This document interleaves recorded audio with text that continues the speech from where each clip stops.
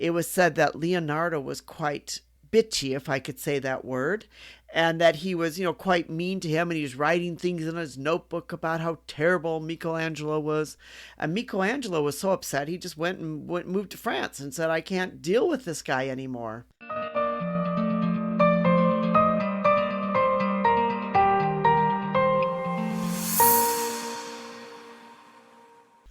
Hi, this is Anita with 5 Minutes with Art.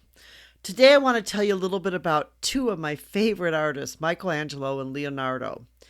And a question was asked, do they know each other? Yes, they knew each other. But not only did they know each other, they did not like each other. There was a huge rivalry between them. And it all started with the Piazza Vieco, which they were both each given a commission to paint on opposite sides of the council hall. They were supposed to paint different battle scenes. Well, you can imagine, people said that this was going to be a competition between them, or kind of a bit of a contest. At the time, Leonardo was about 50 years old, and he already felt he was well established. He was quite well known throughout Europe. He had painted the Mona Lisa. He, had done some fabulous, art and other things, and he was quite prominent and well known. And then comes along Michelangelo.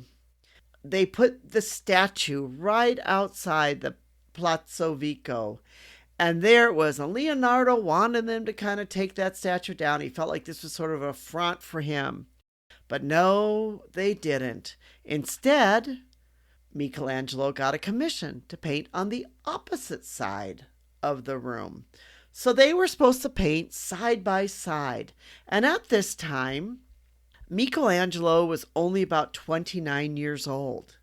So you can imagine there was kind of this bit of rivalry between them. In fact, it was said that Leonardo was quite bitchy, if I could say that word, and that he was, quite mean to him, and he was writing things in his notebook about how terrible Michelangelo was. And Michelangelo was so upset, he just moved to France and said, I can't deal with this guy anymore. It's quite interesting that here we have these two great artists that were sort of thrown into this sort of bit of a contest. And then what happened in the end? Were the paintings ever finished? Well, the truth is that these vast battle scenes that they were supposed to paint on the walls were never completed. There's kind of a bit of a mystery behind the one that Leonardo was supposed to complete, because for many years it was thought that Leonardo painted it and it was actually painted over, and many people called it the Lost Leonardo. But the truth of the matter is that after someone had done some scanning of the walls, that they found that it had never been finished at all.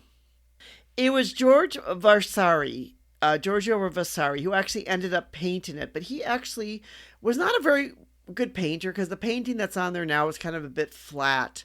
But he actually wrote a book called The Lives of the Most Excellent Painters, Sculptors, and Architects, and he published this book in 1569.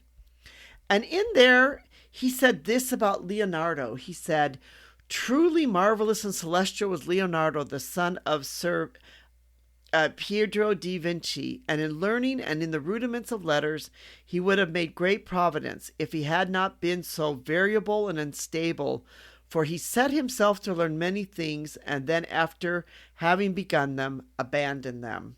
So, Leonardo, sort of had this reputation where he would start some things. He was a notoriously slow painter, in that he would take a lot of time, that, sometimes he would come and work on a project for, one day, and then he wouldn't show up for days in a row. And there, sometimes the patrons were chasing him to get his money back, because he just really, felt like he maybe didn't need to be bothered. And then you have, Michelangelo, who just didn't paint it at all. They both had the sketches for these walls, but neither of them finished these walls.